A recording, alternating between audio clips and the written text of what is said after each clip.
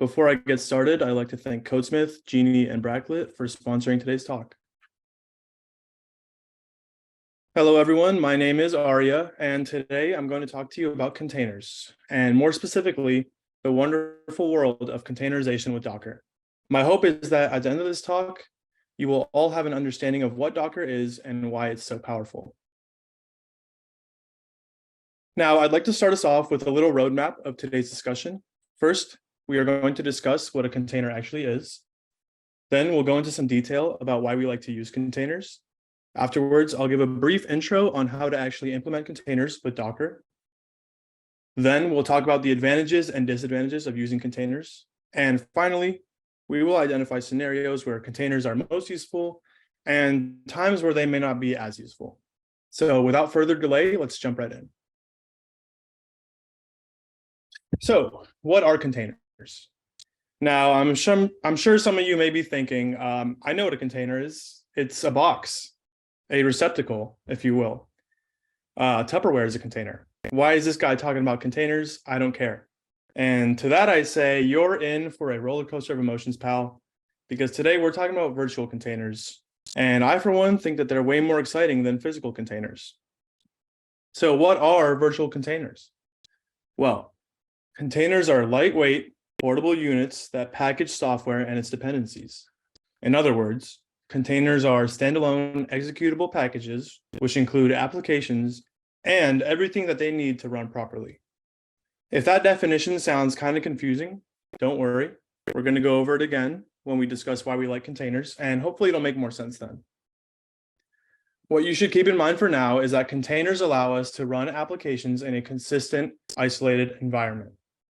So think about it this way. Why do we use shipping containers? I mean, you and I may not be using them, but docks far and wide transport cargo in shipping containers, no matter what that cargo is. The reason why is that shipping containers provide standardization. So no matter which dock you're working at, you'll be equipped with the tools to handle these containers and successfully manipulate their contents. And this is roughly analogous to containerization in computing. The traditional problem with developing software can be summed up in the following words. I don't know what the problem is. It works on my machine. And this refers to the fact that engineers will often develop software that requires specific libraries and dependencies to function properly. The engineer may have the proper configuration on their machine, but when someone else tries to run the same application on their own machine, they can run into trouble if they don't have the proper environment set up. 99% of the time, they're going to respond with something along the lines of, I don't care if it works on your machine, it doesn't work on my machine. And this is a valid cause for concern. Let's dive a little deeper. So in order to understand the power of containers, I think we first have to understand the problem that containers solve. I'd like to start off by mentioning that this diagram structure, it's going to show up a couple times in this presentation because I think it's a great way to display how containerization works. So that being said, it's important to understand what's going on here. So in the classic deployment scenario, users have the physical infrastructure of their machine, or the hardware, with the operating system built on top of that. Now, let's say I want to run an application on my computer. That application will require certain libraries and dependencies in order to run.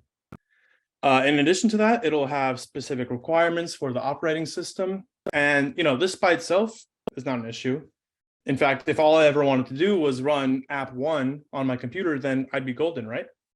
But we know that in reality, computers need to be able to run more than one application or else they wouldn't be that useful. So what happens when I try to run other programs on my machine? Well, there are some potential issues. So say application 1 specifically requires Node version 15 in order to run. And app 3 specifically requires Node version 16. We can't just expect our users to, download, install, uninstall, update, or downgrade certain dependencies just to switch between applications. I mean, that's ludicrous. And this dilemma is referred to as dependency hell. This is the major reason for the earlier issue I discussed about something working on my machine, but not on someone else's machine. What if the application that I developed requires very specific versions of dependencies that most other people don't even have installed on their machine. This is actually a quite common issue. So common, in fact, that there was a solution to this problem even before containers came around. That solution? Virtual machines. So what are virtual machines? They are isolated environments in which we can run our applications. Each virtual machine contains specific versions of binaries, libraries, and other dependencies required for applications to run properly. And additionally, virtual machines each have their own instances of an operating system, all of which communicate with the host operating system via the hypervisor. And I know it sounds fancy. It's basically just an engine that manages the execution of virtual guest machines all running on a host machine. So I guess we're done here, right? I mean, now that we learned about virtual machines, we have our ideal solution, right? Nope. As you probably guessed, that is not the case, or else my talk would be over by now. But why are virtual machines not the best solution? Well, virtual machines have a problem, and we already talked about it. Each virtual machine requires its own OS kernel. Because of this, they occupy a lot more memory space on the host machine. Unlike virtual machines, containers actually share the host OS kernel. The container engine software helps create containers to package libraries and dependencies with applications. So these containers end up being much more lightweight than virtual machines. Now, there are many container engines out there, but the most widely used one is Docker. And in this talk, we'll be referring to Docker whenever discussing containers. So this factor of Docker containers sharing the host OS kernel and its resources, this is really the key difference that makes containers so much more efficient than virtual machines. Containers occupy much less memory space. They have a shorter boot up time than virtual machines. And while running multiple virtual machines can lead to unstable performance, containers are hosted in a single Docker engine. And this leads to more consistent performance across the board. Docker containers are also easier to scale up and are easily portable across different platforms. So now that we've talked about what containers are and the problem that they try to solve, I think it's time for us to talk about how we can actually implement them. The basic Docker workflow goes a little bit like this. So users will interact with the Docker client, which is accessed from the command line, and a developer can define an environment using what's called a Docker file. And a Docker file is just a small file. It's placed in the root directory of a project, and it can be as short as 5 lines of code. The developer can run Docker build to build this file into an immutable image. The Docker image can be thought of as the blueprints to the container. So an image is really just a template with instructions, which is used for creating Docker containers. Images can be stored in a registry to allow others to access the structure of your Docker environment, but we'll touch on that more in just a second. And once we have our image built, we can execute the command docker run to create a container, aka a running process of our image. This isolated container is what allows for consistency in environment amongst members of the DevOps team. And as I previously mentioned, a key strength of Docker is that it's so lightweight that you can actually run multiple containers in the same infrastructure, sharing the same operating system. The more typical Docker workflow seen in the industry is actually closer to something like this. Notice that the diagram is quite similar with a few key differences. So as before, you build your image from your Docker file, but then you push your image up to Docker Hub, similar to how we push code up to GitHub. And once your image has been pushed up, other members of your team that have access can pull it down to their machine in order to run containers from your image. I'd also like to briefly touch on Docker's immense popularity, especially in recent years. That workflow that we just talked about is actually used in most tech companies today, as Docker is such a booming technology. In fact, it ranked as the most popular developer tool among professional developers in 2022, really outlining how helpful it is. And at this point, it's of the belief of many, including myself, that Docker can be viewed more so as a fundamental tool that should be in every developer's tool belt, which is why I'm so excited to be talking about it here today. Moving on to advantages, I'd like to briefly reiterate the benefits to using Docker containers and also touch on some other advantages that I haven't yet mentioned. As I stated in the beginning, this talk is merely an introduction to containers. So while each of these points could be the topic of its own tech talk, I won't be dwelling too much here. First and foremost, the main advantage to using containers, of course, is the ability to package code and dependencies together, providing us with both consistency and portability of our applications. Moving on to resource efficiency, again, containers are much more lightweight compared to virtual machines, mainly due to that sharing of the OS kernel and its resources rather than having to run a full-fledged operating system for each container. This means that Docker containers don't require as much overhead in terms of storage, memory, and CPU utilization. Touching on scaling, thanks to the lightweight nature and low overhead of Docker containers, we're able to easily scale them up or down based on the requirements of our application. So we can quickly create new instances of containers or remove existing ones to handle changes in load. This efficient resource usage of containers means that you can actually run more instances on the same hardware compared to virtual machines, leading to better utilization and cost savings. In addition, Docker containers can be easily distributed across multiple servers or cloud environments, providing horizontal scaling and load balancing to improve application performance and reliability. And I'd also like to touch on orchestration. We can also utilize orchestration tools to automate management, deployment, scaling, and coordination of our containerized applications.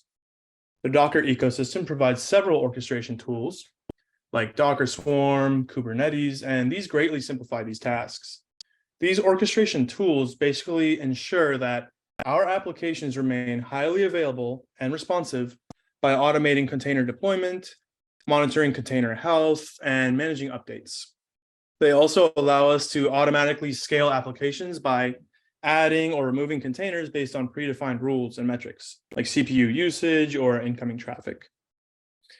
Finally, containerization also gives us faster development and deployment cycles, and this is mainly due to basically everything I've discussed to this point, in addition to a few other things. So image-based deployment means that deployment is really just as simple as pulling the image and running it. Docker images are also built using a layered file system, so where each layer represents a set of changes or instructions. This basically means that when you deploy a new container, only the differences from the existing layers need to be downloaded, which makes deployment much faster. And really, the ability to rapidly spin up or tear down containers is crucial to Docker success. We'll also briefly mention the disadvantages of containers because they do exist. So security concerns is probably the main one. There can be some security vulnerabilities that come with kernel sharing, something that is actually in contrast with virtual machines. So that's an interesting topic. Another risk involves image trust. There is always the possibility of pulling images that potentially may contain malicious code or vulnerabilities. And to mitigate this risk, users should really only rely on official or trusted images. With most technologies, there is a learning curve. There is some complexity, and integration with your existing infrastructure is something to note. And there may be limited OS support. Docker is mostly Linux-based, though support for Windows is growing. Now, keeping in mind these advantages and disadvantages, let's quickly look at some scenarios where Docker should be used. So ideal scenarios for Docker or containerization in general are microservice-based architectures, basically any application with massive scaling requirements. When should you not use Docker? Monoliths, especially those with limited scaling needs, or applications with strict security or compliance requirements. And the main thing to consider when deciding whether you should use Docker or containerization is, your organizational readiness, the infrastructure and tooling requirements of your projects.